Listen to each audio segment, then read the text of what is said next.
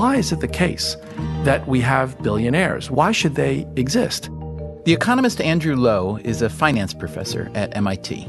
That's a very strange concept for an economist because we usually think that markets are reasonably competitive. And if it's reasonably competitive, then no one person should be able to make billions and billions of dollars. That is an interesting idea, isn't it? You could imagine market failures producing billionaires, like monopolies or cronyism. But yeah, if markets are reasonably competitive, why do we have billionaires? Andrew Lo is not the first economist to consider this riddle. In fact, if you went back 100 years, an economist named Frank Knight had a notion. And he came up with that notion to try to explain the difference between ordinary businesses that would make a reasonable living versus these incredible captains of industry, the Andrew Mellons, and at that time, just the incredible wealth that was generated by a relatively small number of entrepreneurs.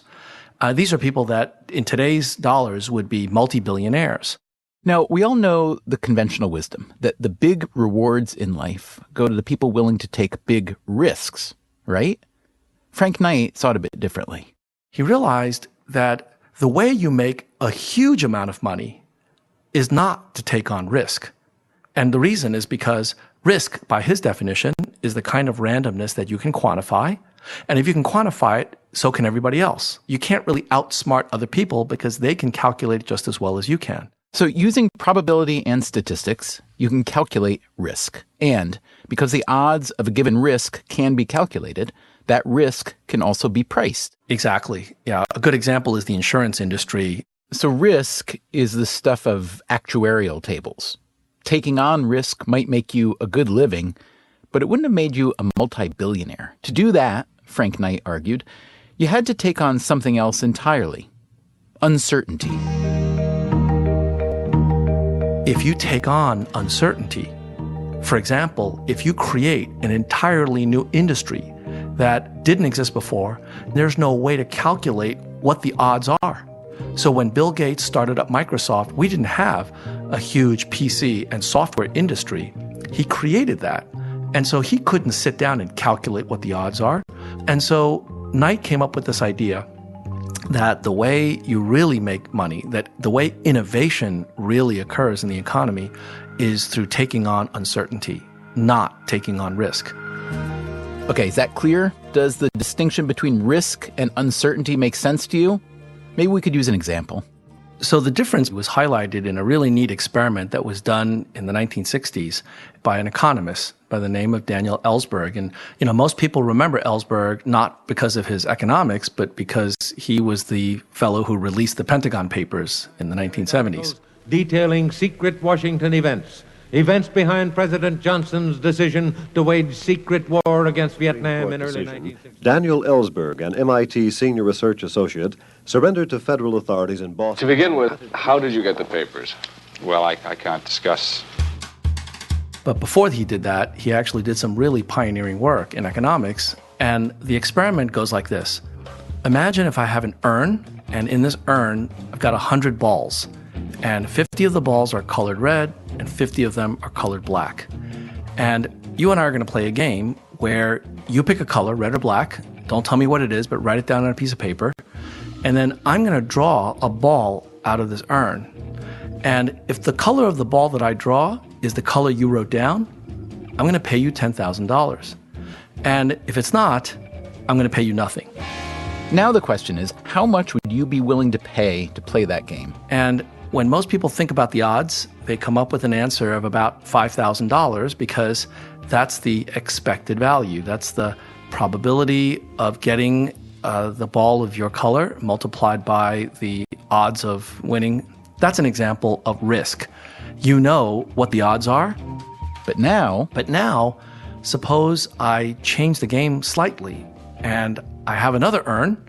And in this urn, I've got 100 balls, but I'm not going to tell you what the proportion of red or black is. It could be 100% black, it could be 100% red, or 50-50, 75-25, and so on. And so now the question is, if we play the exact same game where you write down the color of your choice, and I pick a ball from this second urn, what would you pay to play this game with me? In this case, most people would pay much less than $5,000. Than $5,000. And this is an example of uncertainty. You don't know the odds, and so therefore you're much less likely to want to play. And that, in a nutshell, is the difference between risk and uncertainty. And the fact that risk allows us to make these inferences while uncertainty doesn't means that from an evolutionary perspective, our brains are going to start telling us, red alert, stay away from that kind of an uncertain environment. Because from an evolutionary perspective, we actually need to know what's out there, because what you don't know can kill you. How much brain damage do I have? The question is, would the risk be acceptable? I don't know, and it's extremely hard to know. Today on Freakonomics Radio, risk versus uncertainty in the real world, but a part of the real world that most of us will never get near.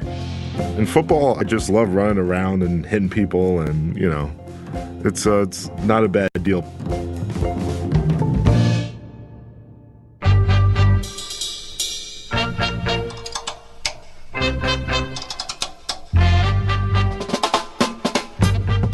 From WNYC Studios, this is Freakonomics Radio, the podcast that explores the hidden side of everything. Here's your host, Stephen Dubner.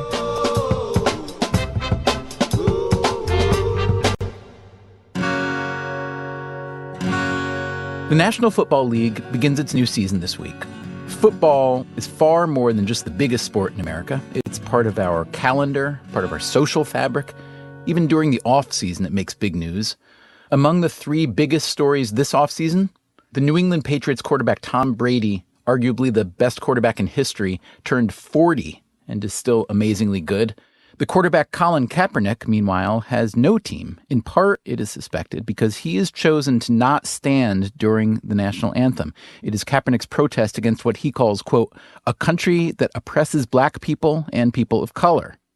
A third big story this summer: a Baltimore Ravens offensive lineman named John Urschel, entering the prime of his career, abruptly retired at age 26. I told the Ravens, then the Ravens announced it. And then all of a sudden, this was a very naive thing of me. I was really hoping to just go out quietly. Really? Nice and quiet, like a thief in the night. No one pay attention to me. There's no story here. There's nothing going on. That is naive. And I think on July 27th, I had a lot of phone calls, certainly in the hundreds of phone calls. And this was, frankly, a nightmare for me. I don't really relish being the center of attention. And I'm trending on Twitter. And people are writing articles, and people are kind of making guesses as to my motivations. Why did a relatively obscure player suddenly turn into such a big story?